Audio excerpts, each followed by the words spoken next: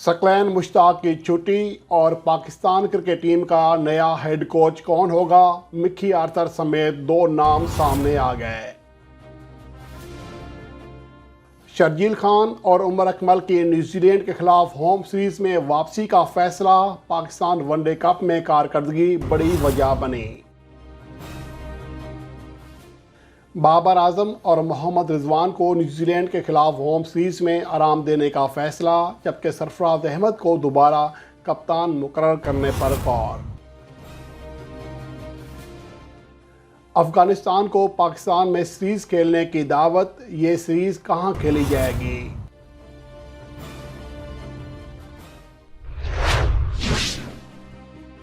Pakistan cricket board के नए chairman नजम शेटी जैसा कि गुज़िश्ता रोज़ ऐलान कर चुके हैं कि पाकिस्तान का जो नया हेड कोच होगा वो गैर मुल्की होगा, और जो जिस तरह फैसले किए जा रहे हैं इससे अंदाज़ा होता है कि गुज़िश्ता 1 से 1.5 माह के दौरान उस 14 रुकनी कमेटी ने, जो कि पाकिस्तान क्रिकेट बोर्ड की नई मैनेजमेंट कमेटी है, उसका हिस्सा है, उन्होंने इस पर भरपूर वर्किंग की है और तमाम फैसले पहले से किए जा चुके हैं और अब सिर्फ जो है उनका ऐलान होना बाकी है। जिस रफ्तार से सिर्फ एक ही दिन हुआ है नजम शेटी को चेयरमैन पीसीबी का ओहदा संभालने में, लेकिन उसके बाद जिस तरह धड़ाधड़ फैसले हो रहे हैं, चीफ सेलेक्टर तब्दील हो रहा है, कर दिया गया है, हेड कोच के बारे में फ़ैसला हो चुका है और दीगर बहुत सारे फैसले सामने आ चुके हैं। तमाम जो एसोसिएशन हैं 6 पाकिस्तान की, जो कि रमीज़ राजा के दौर में या एहसान मानी के दौर में बनी थी, उन तमाम को तहलील करने का फ़ैसला किया गया है। ये तमाम चीज़ें पहले से तय हो गई थी, उनका सिर्फ ऐलान होना बाकी था। पसे पर्दा इस हवाले से काम हो रहा था। अब इसके हवाले से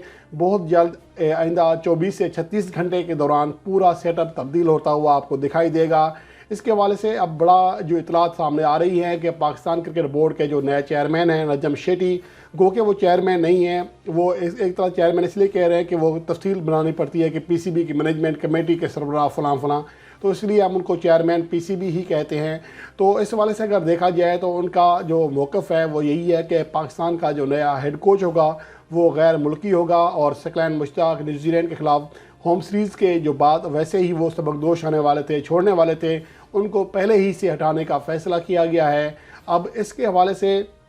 मिकी आर्थर और ऑस्ट्रेलिया के साबिक जो हेड कोच रहे हैं जस्टिन लेंगर, उनके नामों पर गौर हो रहा है। ज़राए का दावा है कि जस्टिन लेंगर जो है उनका इतना ज़्यादा इम्कान इसलिए नहीं है कि वो उनको जो सबकदोश किया गया था ऑस्ट्रेलवी टीम की जानिब से, वो अब तक सिर्फ ऑस्ट्रेलवी टीम की कप्तान हेड कोचिंग का एजाज़ रखते हैं। वो 2012 से 2018 तक मुख्तलिफ़ टीमों की कोचिंग भी करते रहे हैं, लेकिन इसके साथ साथ ये इतलात भी आ रही हैं कि मिकी आर्थर, जिनका साबिका दौर है पाकिस्तान के लिए वो ज़्यादा बेहतर था, Pakistan army number 1 T20 team थी, उनकी ही कोचिंग में पाकिस्तान ने आईसीसी चैंपियन ट्रॉफी 2017 जीती थी। अलबत्ता उनका जो टेस्ट रिकॉर्ड था वो इंतहाई मायूस कुन था, लेकिन वाइट बॉल में उनकी कारकर्दगी शानदार रही थी, इसलिए मिकी आर्थर को दोबारा तरजीह दिए जाने का इम्कान है। अब देखना ये है कि आज के हवाले से नजम शेटी क्या बड़ा ऐलान करते हैं। और इसके अलावा पाकिस्तान वनडे कप में शानदार कारकर्दगी दिखाने वाले शर्जील खान और उमर अकमल की वापसी का फ़ैसला हुआ है,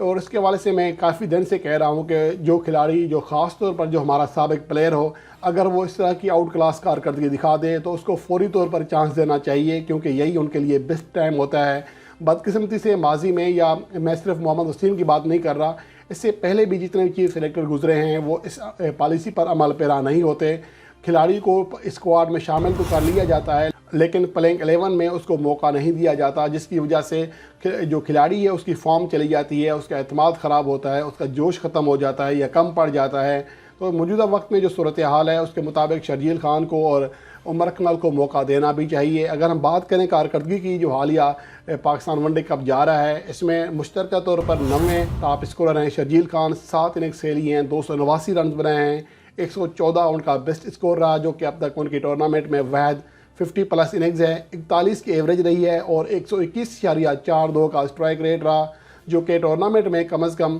350 रन बनाने वाले बैटर्स में सबसे ज़्यादा स्ट्राइक रेट है। इसके अलावा वो 1 सेंचुरी बना चुके हैं। इस तरह उमर अकमल, जो कि मिडिल ऑर्डर में बैटिंग कर रहे हैं, उनकी कारकर्दगी भी शानदार रही है, 260 रन बना चुके हैं 6 इनिंग्स में, 43.33 की एवरेज रही है, 126.21 उनका स्ट्राइक रेट रहा, 250 बना चुके हैं। और उसके अलावा जो नादरन के मुबस्सिर खान हैं, नौजवान बल्लेबाज हैं, اسلام آباد یونائٹڈ کے لیے کھیلتے ہیں، ان کا جو کارکردگی حالیہ عرصے میں چوتھے نمبر پر بیٹنگ کر رہے ہیں، 2 سنچریاں بنائی ہیں اور دونوں ہی پاکستان کی ون ڈے تاریخ کی یا پاکستان کے ڈومیسٹک کرکٹ کی تیز ترین سنچریاں ہیں۔ اور اس کے حوالے سے دیکھا جائے تو مبصر خان کا بھی چانس بنتا ہوا دکھائی دے رہا ہے، جو کہ موجودہ فارم میں وقت میں شاندار فارم میں ہیں۔ اب دیکھنا یہ ہے کہ اس کے حوالے سے جو نئی سلیکشن کمیٹی بنتی ہے وہ کیا فیصلہ کرتی ہے، لیکن میرے خیال میں فیصلے تو یہ لگتا ایسے ہی ہے کہ پہلے ہی ہو چکے ہیں، البتہ ان کو ایک بار پھر صرف جائزہ لینے کی ضرورت پڑے گی۔ تو یہ صورتحال آ رہی ہے،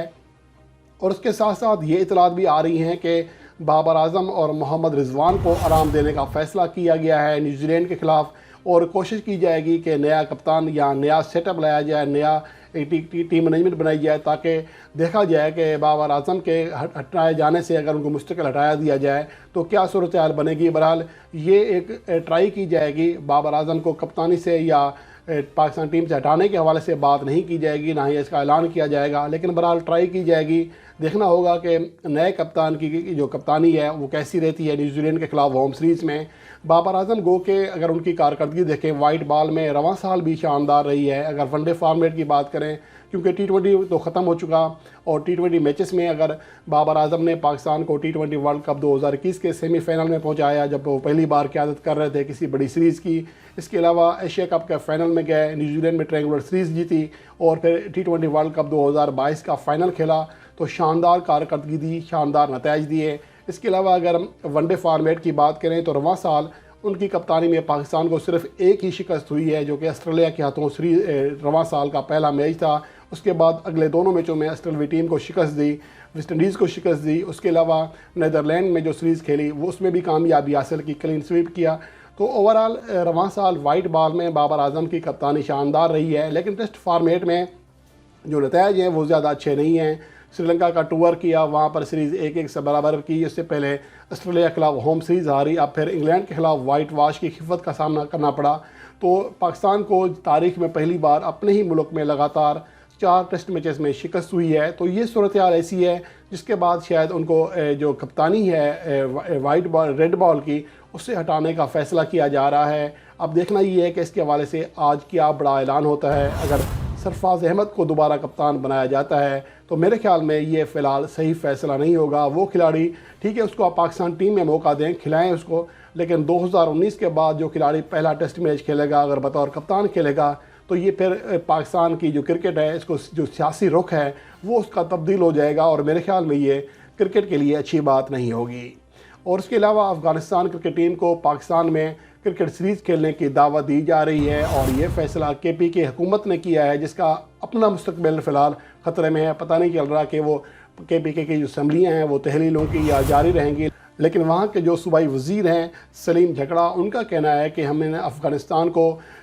پشاور میں نمائشی سیریز کھیلنے کی دعوت دینے کا فیصلہ کیا ہے۔ کوشش کریں گے کہ یہ سیریز انٹرنیشنل ہو، اگر پاکستان کرکٹ بورڈ نہیں مانتا تو پھر نمائشی میچ کے طور پر یہاں پر کرکٹ کا آغاز کریں گے۔ پشاور میں آلریڈی 3 بڑے اسٹیڈیم ہیں، حیات آباد اسٹیڈیم تعمیر ہو چکا ہے، ارباب نیاز اسٹیڈیم تعمیر کے قریب ہے، تو یہاں پر ہم کوشش کریں گے کہ افغانستان کے ساتھ سیریز کھیلی جائے، جس کو انٹرنیشنل اسٹیٹس دینے کی بھی کوشش کی جائے گی۔ اگر ایسا نہیں ہوا تو کم از کم یہاں پر نمائشی سیریز لازمی ہوگی، تاکہ دنیا کو پتہ چلے کہ پشاور بھی غیر ملکی کھلاڑیوں کے لیے محفوظ ہے، یہاں پر کرکٹ ہو سکتی ہے جس طرح کہ پاکستان کے دیگر شہروں میں ہو رہی ہے۔ اور اس کے حوالے سے نجم شیٹی بھی کہہ چکے ہیں کہ جو پشاور ہے وہاں پر بھی جلد کرکٹ کا آغاز کیا جائے گا۔ اس سے پہلے رمیز راجہ نے اس کے حوالے سے متنازع بیان دیا تھا کہ پشاور میں جو غیر ملکی ٹیمیں ہیں خود کو سیکیور محسوس نہیں کرتی، اس لیے یہاں پر فی الحال انٹرنیشنل کرکٹ کا فوری طور پر انعقاد ناممکن ہے، لیکن اب صورتحال یکسر بدلتی ہوئی دکھائی دے رہی ہے۔ اب دیکھنا یہ ہے کہ افغانستان اس کے حوالے سے KPK حکومت کو کیا رسپانس کرتی ہے، اور KPK حکومت کب باقاعدہ طور پر افغانستان کو دعوت دیتی ہے۔ ان تمام چیزوں کی اپڈیٹ کا ہمیں انتظار ہے، اور جیسے ہی ہمیں کوئی اپڈیٹ ملے گی وہ آپ کے ساتھ شیئر کی جائے گی ورلڈ اسپورٹس پر۔